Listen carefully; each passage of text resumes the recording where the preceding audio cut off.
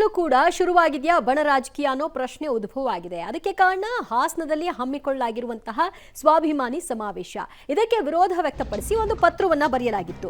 ಹಾಸನದ ಸ್ವಾಭಿಮಾನಿ ಸಮಾವೇಶಕ್ಕೆ ಪತ್ರ ಬರೆದ್ರೂ ಸಹ ಹೈಕಮಾಂಡ್ ಗ್ರೀನ್ ಸಿಗ್ನಲ್ ಅನ್ನ ಕೊಟ್ಟಿದೆ. ವಿರೋಧದ ನಡುವೆಯೂ ಕೂಡ ಸಮಾವೇಶವನ್ನ ನಡೆಸಿ ಅಂತ ಒಪ್ಪಿಗೆಯನ್ನ ಸೂಚಿಸಿದೆ. ಇದನ್ನ ಒಪ್ಪಿಸಿದ್ದಾರೆ ಸಿಎಂ ಸಿದ್ದರಾಮಯ್ಯ ಅವರು. ರಾಹುಲ್ ಗಾಂಧಿ ಅವರನ್ನ ಭೇಟಿ ಮಾಡಿದ್ರು, ಅವ್ರ ಜೊತೆಗೆ ಮಾತುಕತೆ ನಡೆಸಿದ್ರು. ಸಮಾವೇಶದ ಉದ್ದೇಶ ಏನು ಅನ್ನೋದರ ಸವಿವರವನ್ನು ಕೂಡ ಕೊಡಲಾಗಿತ್ತು. ಅದಾದ ನಂತರದಲ್ಲಿ ಆಯ್ತು ಮಾಡಿ ಅನ್ನುವಂತಹ ಒಪ್ಪಿಗೆಯನ್ನ ಕೊಟ್ಟಿದ್ದಾರೆ ರಾಹುಲ್ ಗಾಂಧಿ. ಈ ಹಿನ್ನೆಲೆಯಲ್ಲಿ ಡಿಸೆಂಬರ್ 5ರಂದು ಹಾಸನದಲ್ಲಿ ಈ ಸಮಾವೇಶ ನಡೆಯುತ್ತೆ. ಈ ಬಗ್ಗೆ ಒಂದು ವರದಿ ಇದೆ, ನೋಡ್ಕೊಂಡು ಬನ್ನಿ. ಕಾಂಗ್ರೆಸ್ನಲ್ಲೂ ಶುರುವಾಯ್ತಾ ಬಣ ರಾಜಕೀಯ. ಹಾಸನದ ಸ್ವಾಭಿಮಾನಿ ಸಮಾವೇಶಕ್ಕೆ ವಿರೋಧ. ಪತ್ರ ಬರೆದರೂ ಹೈಕಮಾಂಡ್ ಗ್ರೀನ್ ಸಿಗ್ನಲ್. ಎಸ್, ಬಿಜೆಪಿಯಲ್ಲಿನ ಭಿನ್ನಮತದ ಗಾಳಿ ಕಾಂಗ್ರೆಸ್ ಕಡೆಗೂ ಕೂಡ ಬೀಸಿದಂತೆ ಕಾಣಿಸ್ತಿದೆ. ಡಿಸೆಂಬರ್ 5ರಂದು ಹಾಸನದಲ್ಲಿ ಆಯೋಜಿಸಲಾಗಿರುವ ಸಿದ್ದರಾಮಯ್ಯ ಸ್ವಾಭಿಮಾನಿ ಜನಾಂದೋಲನ ಸಮಾವೇಶಕ್ಕೆ ವಿರೋಧವೂ ಕೂಡ ವ್ಯಕ್ತವಾಗಿದೆ. ಸಿದ್ದರಾಮಯ್ಯ ವಿರೋಧಿ ಬಣದಿಂದ ಎಐಸಿಸಿ ಅಧ್ಯಕ್ಷ ಮಲ್ಲಿಕಾರ್ಜುನ್ ಖರ್ಗೆಗೂ ಕೂಡ ಪತ್ರ ರವಾನೆಯಾಗಿತ್ತು. ಪಕ್ಷದ ವೇದಿಕೆ ಹಾಗೂ ಚಿಹ್ನೆಯ ಅಡಿಯೇ ಸಮಾವೇಶವನ್ನು ಆಯೋಜಿಸುವಂತೆ ಕೇಳಿಕೊಳ್ಳಲಾಗಿತ್ತು. ಹೈಕಮಾಂಡ್ಗೆ ಬರೆದ ಪತ್ರದಲ್ಲಿ ಏನಿತ್ತು ಅನ್ನೋದನ್ನ ತೋರಿಸ್ತೀವಿ ನೋಡಿ. ಸಿಎಂ ವಿರುದ್ಧ ವಿರೋಧಿ ಬಣ ಪತ್ರ. ಅನ್ಯ ಸಂಘಟನೆಗಳ ಹೆಸರಿನಲ್ಲಿ ಸಮಾವೇಶ ಬೇಕಿತ್ತ? ಸಿದ್ದರಾಮಯ್ಯ ಪಕ್ಷ ಸೇರಿದ ದಿನದಿಂದ ಇದೇ ವರ್ತನೆ. ಕಾಂಗ್ರೆಸ್ ಪಕ್ಷ ಚಿಹ್ನೆಯನ್ನ ದೂರ ಇಡ್ತಿದ್ದಾರೆ. ಈ ಹಿಂದೆ ಪಕ್ಷವನ್ನು ದೂರವಿಟ್ಟು ಹುಟ್ಟುಹಬ್ಬ ಆಚರಣೆ. ಪಕ್ಷದ ನಾಯಕರಿದ್ದರೂ ಚಿಹ್ನೆ ಬಳಕೆ ಮಾಡಿಲ್ಲ. ಡಿಸೆಂಬರ್ 5ರ ಹಾಸನದ ಸಮಾವೇಶದಲ್ಲೂ ಇದೇ ಪರಿಸ್ಥಿತಿ. ಅಧಿಕಾರ ಕೊಟ್ಟ ಪಕ್ಷ ಚಿಹ್ನೆಯನ್ನೇ ದೂರ ಇಡ್ತಿದ್ದಾರೆ. ಬೇರೆ ಬೇರೆ ನಾಯಕರು ಕೂಡ ಹೀಗೆ ಮಾಡಿದ್ರೆ ಹೇಗೆ? ಕಾಂಗ್ರೆಸ್ ಪಕ್ಷದ ಭವಿಷ್ಯ ಏನಾಗಬೇಡ. ಪಕ್ಷದ ವೇದಿಕೆಯಲ್ಲಿಯೇ ಕಾರ್ಯಕ್ರಮ ಮಾಡಲಿಕ್ಕೆ ಸೂಚಿಸಬೇಕು. ಪಕ್ಷದ ಚಿಹ್ನೆ ವೇದಿಕೆಯನ್ನ ಸಿದ್ದರಾಮಯ್ಯ ಯಾಕೆ ಬಳಸ್ತಾ ಇಲ್ಲ? ಪಕ್ಷದ ಕಾರ್ಯಕರ್ತರಿಗೆ ಸಿಎಂ ಮಾಹಿತಿ ಕೊಡಬೇಕು ಅಂಥೇಳಿ ಹೈಕಮಾಂಡ್ಗೆ ಪತ್ರವನ್ನ ಬರೆಯಲಾಗಿತ್ತು. ಡಿಸೆಂಬರ್ 5ರಂದು ಹಾಸನದಲ್ಲಿ ನಡೆದಿರುವಂತಹ ಸ್ವಾಭಿಮಾನಿ ಸಮಾವೇಶಕ್ಕೆ ವಿರೋಧ ವ್ಯಕ್ತವಾಗಿದೆ. ಪಕ್ಷದ ಅಧ್ಯಕ್ಷರಿಗೆ ಎಐಸಿಸಿಗೆ ನೇರವಾಗಿ ಪತ್ರವನ್ನ ಬರೆಯಲಾಗಿದೆ. ಆದರೆ ಬರೆದವರು ಯಾರು ಅನ್ನೋದ್ರ ಬಗ್ಗೆ ಯಾರಿಗೂ ಕ್ಲಾರಿಟಿ ಇಲ್ಲ. ಈ ಸಮಾವೇಶ ಪಕ್ಷದ ಚಿಹ್ನೆಯನ್ನು ಬಿಟ್ಟು ಮಾಡ್ತಾ ಇದ್ದಾರೆ. ಮಾಡೋದಾದರೆ ಪಕ್ಷದ ವೇದಿಕೆಯಲ್ಲೇ ಮಾಡಲಿಕ್ಕೆ ಸೂಚನೆ ಕೊಡಿ ಅಂತೇಳಿ ಎಐಸಿಸಿಗೆ ನೇರವಾಗಿ ಸಿಎಂ ವಿರುದ್ಧ ಪತ್ರವನ್ನು ಬರೆದಿದ್ದಾರೆ. ತಮ್ಮ ಹೆಸರನ್ನು ಬಹಿರಂಗಪಡಿಸಿದಂಥ ವ್ಯಕ್ತಿ ಬರೆದಂಥ ಪತ್ರ ಕಾಂಗ್ರೆಸ್ನಲ್ಲಿ ಒಂದಷ್ಟು ಗೊಂದಲವನ್ನು ಹುಟ್ಟುಹಾಕುವಲ್ಲಿ ಯಶಸ್ವಿಯಾದಂತೆ ಕಾಣಿಸ್ತಾ ಇದೆ. ವಿರೋಧದ ನಡುವೆಯೂ ಸಮಾವೇಶಕ್ಕೆ ಒಪ್ಪಿಗೆ. ಡಿಸೆಂಬರ್ 5ರ ಸಮಾವೇಶಕ್ಕೆ ರಾಹುಲ್ ಗ್ರೀನ್ ಸಿಗ್ನಲ್. ಇನ್ನು ಹೈಕಮಾಂಡ್ಗೆ ಪತ್ರ ರವಾನೆಯಾಗಿದ್ರೂ ಅದರ ಎಫೆಕ್ಟ್ ಆಗಿಲ್ಲ. ಇವತ್ತು ಬೆಳಗ್ಗೆ ರಾಹುಲ್ ಗಾಂಧಿ ಭೇಟಿಯಾದ ಸಿದ್ದರಾಮಯ್ಯ ಸಮಾವೇಶದ ಉದ್ದೇಶವನ್ನ ಹೈಕಮಾಂಡ್ಗೆ ವಿವರಿಸಿದ್ದಾರೆ. ಹಾಸನದ ಸಮಾವೇಶದಿಂದ ಪಕ್ಷಕ್ಕೆ ಯಾವ ರೀತಿ ಪ್ರಯೋಜನ ಆಗುತ್ತೆ ಅಂಥೇಳಿ ಮನದಟ್ಟು ಮಾಡಿಕೊಟ್ಟಿದ್ದಾರೆ. ಸಿದ್ದರಾಮಯ್ಯನವರಿಂದ ಮಾಹಿತಿ ಪಡೆದ ಬಳಿಕ ಹೈಕಮಾಂಡ್ ಒಪ್ಪಿಗೆ ಕೊಟ್ಟಿದೆ.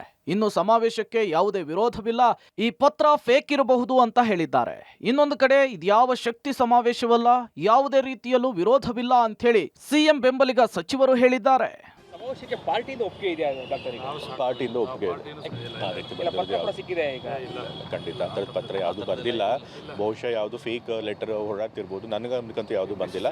ಸೊ ಹಾಗಾಗಿ ಪಕ್ಷದ ಸಂಪೂರ್ಣ ಅನುಮತಿ ಇದೆ ಮತ್ತು ಸಹಮತ ಇದೆ. ನೀವು ಹೇಳುವ ಯಾವ ವಿಷಯವೂ ಚರ್ಚೆ ಇಲ್ಲ, ಅದ್ರ ಬಗ್ಗೆ ಡಿಬೇಟು ಇಲ್ಲ, ಪತ್ರ ಬರೆದ್ರೆ ಯಾರಿಗೂ ಗೊತ್ತೂ ಇಲ್ಲ. ಈ ಸಮಾವೇಶನ ಶೋಷಿತ ಸಮುದಾಯಗಳ ಸಂಘಟನೆ ಮಾಡಬೇಕು ಅಂತ ಬಯಸಿದ್ರು, ಅದು ಅವರು ಮಾಡ್ತಾ ಇದ್ದಾರೆ. ಜೊತೆಗೆ ನಮ್ಮನ್ನೆಲ್ಲ ಕರೆದಿರೋದ್ರಿಂದ ಅವರು ಪಾರ್ಟಿ ಎರಡೂ ಸೇರ್ಬೇಕು ಅನ್ನೋದು ನಮ್ಗಳ ಅಭಿಪ್ರಾಯ, ಮುಖ್ಯಮಂತ್ರಿಗಳ ಅಭಿಪ್ರಾಯ. 5ನೇ ತಾರೀಕು ನಡೀತಕ್ಕಂಥ ಕಾರ್ಯಕ್ರಮದ ಬಗ್ಗೆ ಅದನ್ನ ಕೇಳಿದ್ರು. ನಾನು ಹೇಳಿಲ್ಲಪ್ಪ, ನನಗೆ ಕೇಳಿದ್ದೇನೆ, ಆದರೆ ನನಗೇನೋ ಅದರ ಡೀಟೇಲ್ಸ್ಗಳು ಗೊತ್ತಿಲ್ಲ ಅಂತ ಹೇಳಿದ್ವಿ. ಮೊದಲನೇದಾಗಿ ನಾನು ರಾಜಣ್ಣ ಅವರು ಎಲ್ಲ ಮಾತಾಡಿಕೊಂಡು ತುಮಕೂರಿನಲ್ಲಿ ಸ್ವಾಭಿಮಾನಿ ಸಮಾವೇಶವನ್ನು ನಾವು ಮಾಡಬೇಕು ಅಂತೇಳಿ ನಾವೇ ಫಸ್ಟ್ ಫೌಂಡೇಶನ್ ಹಾಕ್ಕೊಂಡಿದ್ವಿ.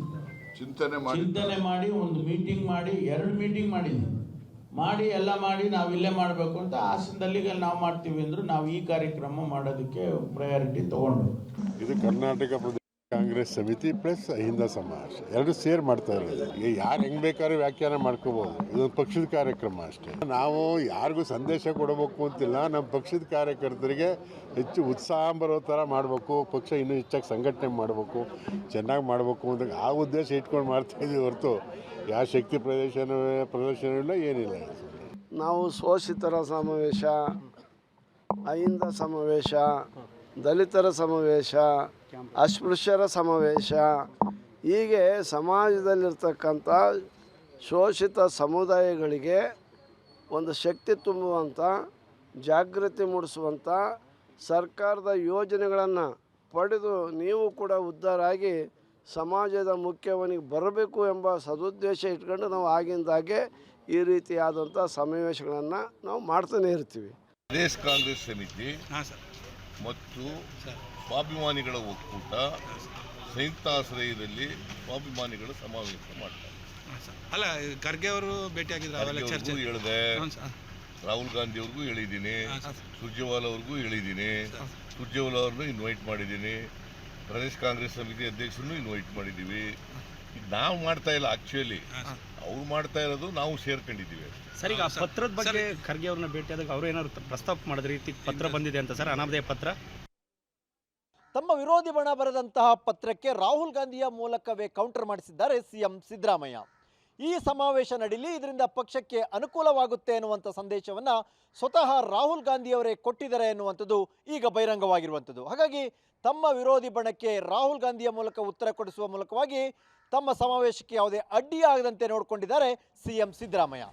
ಡಿಸೆಂಬರ್ 5ರಂದು ಆಯೋಜಿಸಲಾಗಿರುವ ಹಾಸನದ ಸ್ವಾಭಿಮಾನಿ ಸಮಾವೇಶದಿಂದ ಯಾರಿಗೆ ಲಾಭ ಆಗುತ್ತೆ ಅನ್ನೋದನ್ನು ತೋರಿಸ್ಬಿಡ್ತೀವಿ ನೋಡಿ. ಹಾಸನ ಸ್ವಾಭಿಮಾನಿ ಸಮಾವೇಶದ ಎಫೆಕ್ಟ್. ಮಿನಿ ಸಿದ್ದರಾಮೋತ್ಸವದ ರೀತಿ ಸಮಾವೇಶ ನಡೆಸಿ ಒಗ್ಗಟ್ಟು ಪ್ರದರ್ಶಿಸೋದು. ಸಿದ್ದರಾಮಯ್ಯ ಮೇಲಿನ ಆರೋಪಗಳಿಗೆ ಸಮಾವೇಶದಲ್ಲಿ ಉತ್ತರ. ಮೂಢ ಆರೋಪಗಳಿಗೆ ತಿರುಗೇಟು ಕೊಡಬಹುದು. ಸಿದ್ದರಾಮಯ್ಯ ಮುಟ್ಟಿದ್ರೆ ಹುಷಾರೆಂಬ ಸಂದೇಶ ರವಾನಿಸೋದು. ಸಿಎಂ ಕುರ್ಚಿ ಬಗ್ಗೆ ಮಾತನಾಡುವವರನ್ನ ಸದ್ಯಕ್ಕೆ ಬಾಯಿ ಮುಚ್ಚಿಸೋದು. ಪವರ್ ಶೇರ್ ಬಗ್ಗೆ ಸಂದೇಶವನ್ನ ಕೊಡಬಹುದು. ಪಕ್ಷದ ಒಳ ಹೊರ ವಿರೋಧಿಗಳಿಗೆ ಸಂದೇಶ ರವಾನಿಸೋದು. ಪಂಚಾಯಿತಿ ಚುನಾವಣೆಗೆ ಬೂಸ್ಟರ್ ಡೋಸ್ ಸಿಗಬಹುದು. ಜೆಡಿಎಸ್ ಕೋಟೆ ಹಳೆ ಮೈಸೂರು ಭಾಗದಲ್ಲಿ ಸಂಘಟನೆಯ ಪ್ರಾಬಲ್ಯವನ್ನ ಹೆಚ್ಚಿಸಬಹುದು. ನನಗೆ ಅದು ಮಾಹಿತಿ ಇಲ್ಲ, ನನಗೇನು ಗೊತ್ತಿಲ್ಲ. ಬಟ್ ನನಗೆ ಚೀಫ್ ಮಿನಿಸ್ಟರ್ ತಿಳಿಸಿದ್ದಾರೆ, ಆ ಕಾರ್ಯಕ್ರಮ ಈ ರೀತಿ ಇವರೆಲ್ಲ ಮಾಡಕ್ಕೆ ಹೊರಟಿದ್ದಾರೆ ಅಂತ ಅವ್ರು ನನ್ನ ಗಮನಕ್ಕೆ ತಂದಿದ್ದಾರೆ. ಮಿಕ್ಕಿದ್ದು ನಾನು ಇರಲಿಲ್ಲ, ನಾನು ಅವರು ಭೇಟಿ ಮಾಡಿ 3-4 ದಿನ ಆಯಿತು. ಪಾರ್ಟಿ ಯಾವತ್ತೂ ಪ್ರೆಸೆನ್ಸ್ ಇದ್ದೇ ಇರ್ತದೆ.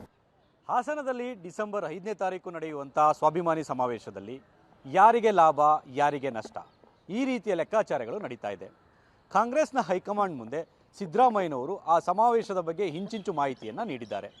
ಕಾಂಗ್ರೆಸ್ನ ಪಕ್ಷ ಜೊತೆಗೆ ಸ್ವಾಭಿಮಾನಿ ಸಂಘಟನೆಗಳ ಒಕ್ಕೂಟದಿಂದ ಈ ಒಂದು ಸಮಾವೇಶವನ್ನು ಮಾಡ್ತಾ ಇದ್ದೇವೆ ಅಂತಲೂ ಕೂಡ ಸಿದ್ದರಾಮಯ್ಯನವರು ಒತ್ತಿ ಹೇಳಿದ್ದಾರೆ.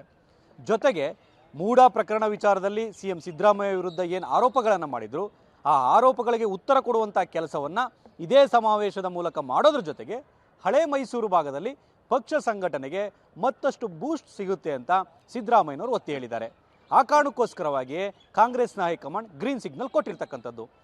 ಹಾಗಾದಾಗ ಸಮಾವೇಶದ ಬಳಿಕ ಸಾಕಷ್ಟು ಎಫೆಕ್ಟ್ಗಳು ಆಗ್ಬೋದಾ ಅನ್ನೋ ಲೆಕ್ಕಾಚಾರವೂ ಕೂಡ ಈಗಿನಿಂದಲೇ ಶುರುವಾಗಿದೆ. ಜಿಲ್ಲಾ ಪಂಚಾಯಿತಿ, ತಾಲೂಕು ಪಂಚಾಯಿತಿ ಚುನಾವಣೆಗೆ ಅನುಕೂಲ ಆಗೋದ್ರ ಜೊತೆಗೆ ಹಳೆ ಮೈಸೂರು ಭಾಗದಲ್ಲಿ ಎಲ್ಲ ಒಂದು ಕಡೆ ಕಾಂಗ್ರೆಸ್ ಪಕ್ಷಕ್ಕೆ ಇನ್ನಷ್ಟು ಶಕ್ತಿ ಬರುತ್ತೆ. ಜೊತೆಗೆ ಸಿದ್ದರಾಮಯ್ಯನವರು ತಮ್ಮ ಆರೋಪಗಳಿಗೆ ಉತ್ತರ ಕೊಡೋದ್ರ ಜೊತೆಗೆ ಇನ್ನು ಮುಂದೆ ನಮ್ಮ ಮುಟ್ಟಿದ್ರೆ ಹುಷಾರ್ ಅನ್ನೋ ಸಂದೇಶವನ್ನು ಕೂಡ ಪಕ್ಷದ ಒಳಗೆ ಮತ್ತು ಹೊರಗಿನವರಿಗೆ ರವಾನೆ ಮಾಡೋದ್ರೂ ಕೂಡ ಅಚ್ಚರಿ ಇಲ್ಲ ಅನ್ನೋ ಮಾತುಗಳು ಕೇಳಿ ಬರ್ತಾ ಇದೆ. ಹಾಗಾದರೆ ಸಮಾವೇಶದ ಬಳಿಕ ರಾಜಕೀಯ ಪಲ್ಲಟ ಆಗ್ಬಿಡುತ್ತಾ? ಎಲ್ಲದಕ್ಕೂ ಕೂಡ ಕಾಲವೇ ಉತ್ತರಿಸಬೇಕಿದೆ. ಸಮಾವೇಶಕ್ಕೆ ಹೈಕಮಾಂಡ್ ಒಪ್ಪಿಗೆ ಕೊಟ್ಟರೂ ಕೂಡ ಹೈಕಮಾಂಡ್ಗೆ ಪತ್ರ ಬರೆದ ವ್ಯಕ್ತಿ ಯಾರು? ಸಿದ್ದರಾಮಯ್ಯ ವಿರೋಧಿ ಬಣದ ಸದಸ್ಯನ, ಕಾಂಗ್ರೆಸ್ ಪಕ್ಷದ ಕಾರ್ಯಕರ್ತನ, ಪಕ್ಷದ ಬಗ್ಗೆ ಸಾಫ್ಟ್ ಕಾರ್ನರ್ ಹೊಂದಿರುವ ವ್ಯಕ್ತಿನ, ಯಾರಿಗೆ ಆಪ್ತ, ಯಾರ ಜೊತೆ ಗುರುತಿಸಿಕೊಂಡಂತಹ ವ್ಯಕ್ತಿ, ಮೂಲ ಹಾಗೂ ವಲಸಿಗ ಕಾಂಗ್ರೆಸ್ನ ಹಳೆ ಫೈಟ್ನ ಮುಂದುವರೆದ ಭಾಗನ ಎಂಬೆಲ್ಲ ಕುತೂಹಲಗಳು ಕೂಡ ಹುಟ್ಟುಕೊಂಡಿದೆ. Political bureau, public TV.